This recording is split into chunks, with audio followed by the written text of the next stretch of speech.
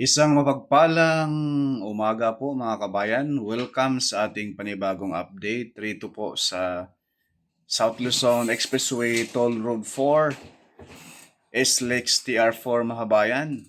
Dito po sa Package B. Yang nilagyan natin ng circle mga kabayan. Diyan po tayo mag-start mag-update sa ngayon. No? Sa may barangay sa Imsim, Calamba City, Laguna. Sa areang yan mga bayan, sisilipin natin kung ano na po ang progress sa buwan ng October, no? Ayan, dito po tayo ngayon mga bayan sa mismong barangay sa Imsim, Calamba City, Laguna, kung saan dito po ang pinaka-entrada nitong SLEX TR4 na may habang 66.74 kilometers.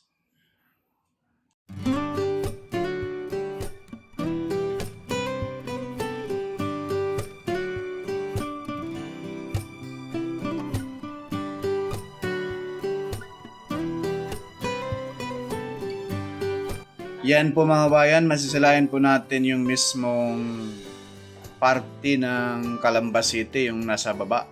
So, masisilayan natin itong bandang kaliwa mga bayan na nilalapara na po ng SLEX para po abang na po ito sa kapag ikaw ay papasok na po sa mismong SLEX TR4. Kaya nilagdagan nila ng dalawang lane sa gawing kanan. Kung ikaw ay galing ng Calamba, nasa baba, no? Bandang right side po mga kabayan. So dito po sa bandang kanan po, no? Kapag ikaw ay papasok sa SLEX Toll Road 4, masisilayan natin yung siyudad ng Calamba City, nasa baba mga kabayan.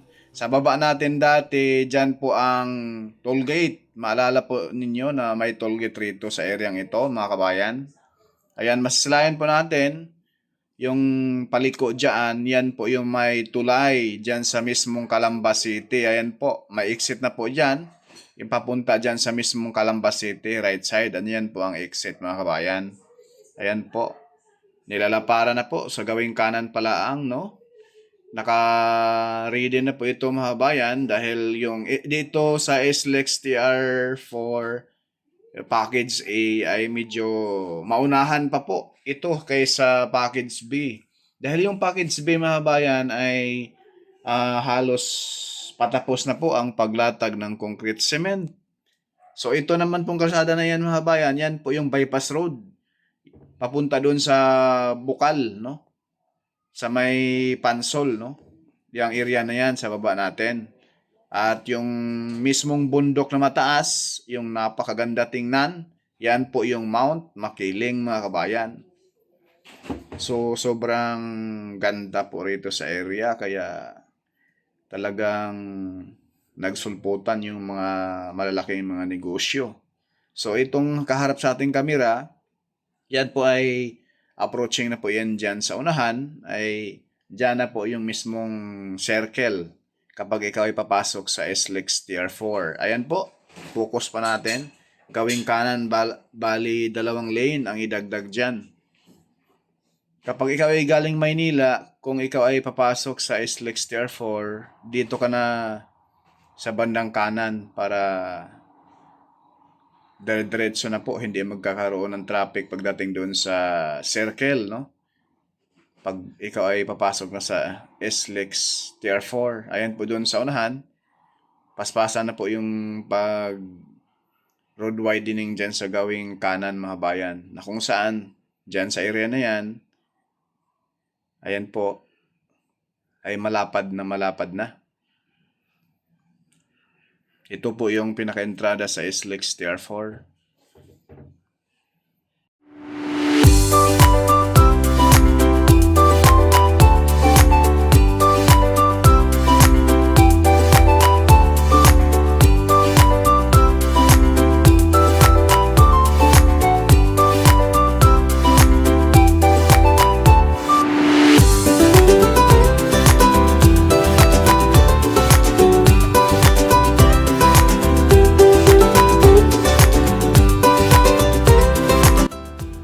Mga bayan, lumipat po tayo rito sa kabilang side. So ngayon, masisilayan na po natin yung mismong pinaka-poste dyan sa kalagitnaan ng SLEX TR3. No? Ayan po, may buhos na po mga kabayan yung poste dyan. Pinaka-main poste sa pinakagitna. Pahaba din po mga kabayan. No? Hindi siya bilog. At siya ay pahaba para hindi po siya makanakaw ng espasyo dyan sa mismong SLEX TR3. So rito sa areang ito mga kabayan, magkakaroon ng tulay, no? Mas matibay na po 'yan mga kabayan dahil may poste na sa gitna. Once kung magkaroon man ng traffic diyan sa mismong circle, ayan po mga kabayan, no? Kapag galing ka ng Maynila, lagyan natin ng mismong yung area na yun mga kabayan. Kung ikaw ay galing ng Maynila, diyan ka papasok, gawing kanan. Ayan po, no? Yan. Yan po yung yan po yung kanto mismo. Papasok ka na dito sa trumpet design, itong parang circle. Kapag ikaw ay papuntang Lucena, papuntang Bicol, ayan, ikot ka na rin ni mga bayan, no? Magkakaroon na po rito ng circle, trumpet design. At tatawid ka sa tulay na gagawin rito. Yun sa unahan, ayan yung may crane na yan. Ano po yan mga bayan? Girder, no? Para sa dito sa gagawing tulay. Bukod dyan, mayroon pa rito sa kabilang side. Ayan po.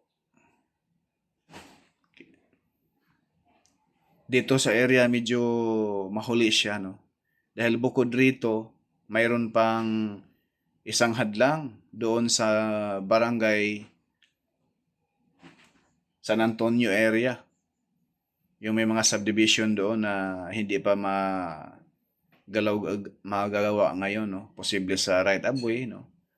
Kaya hindi pa magagawa ng contractor dito. Ayan po. Iyan na po yung mismong girder din po. Tapos na po dito sa area. So, abang-abangan na lang natin mga bayan yung paglatag nito sa taas ng SLEX TR3. Sigurado po ang paglagay nitong mga girder, posible gabi ang pag-install nito para kukonti lang ang sasakyan, no? Kasi kapag araw, rush hour ay medyo pwede sa linggo, no? Hindi gaano karami yung sasakyan. At masasalayan natin yung mismong Mount Makiling. At sa baba niyan, ayan po yung umuusok na yan. Yan po yung geothermal dyan. At dito po, pangalawang hadlang po yan mga bayan. Ayan, subdivision po yan dyan. Dyan po dadaan sa gilid ng subdivision. Ayan, yung alignment ng SLEX TR4. Tumbok niya yung may umusok dyan sa dulo. No? Yan po mga bayan, tumbok yan. So sa ngayon, yung mismong sa loob ng subdivision, wala pang nakita nating may gumagawa sa SLEX TR4. Sana po ay magkaunawaan na para mas mapabilis itong package A. Dahil itong package A ang siyang maunahan pa sa package B at package C, no? Dahil po sa mga right of way po yan. Kaya intindihin po natin mga bayan yung mga gumagawa ng infrastruktura sa ating bansa na medyo madelay. Bakit? Dahil po yan sa right of way mga kabayan. So itong ating camera, masisilayan natin. Approaching po ito sa may Santo Tomas Interchange exit, no? Dito sa area ito.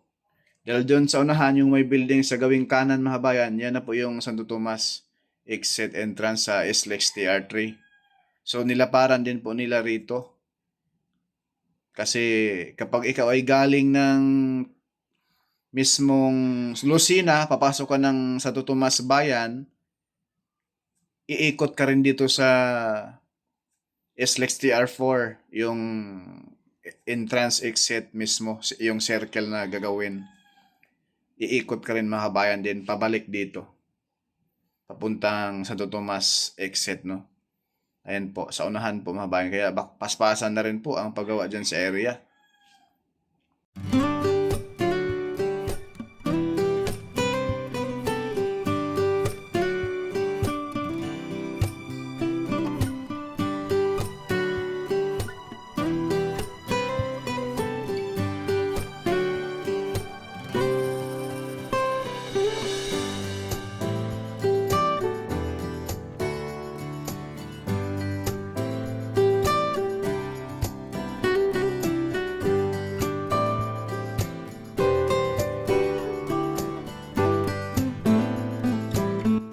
Yan po mga bayan, yung ating latest update rito sa SLEX TR4 Package A. At pakiusap po, wag po tayong skip sa ads mga bayan. Napakalaking tulong na po yan ni Forecast Studio. Please like, share, and subscribe po tayo sa ating YouTube channel mga bayan. Maraming salamat and God bless po sa lahat.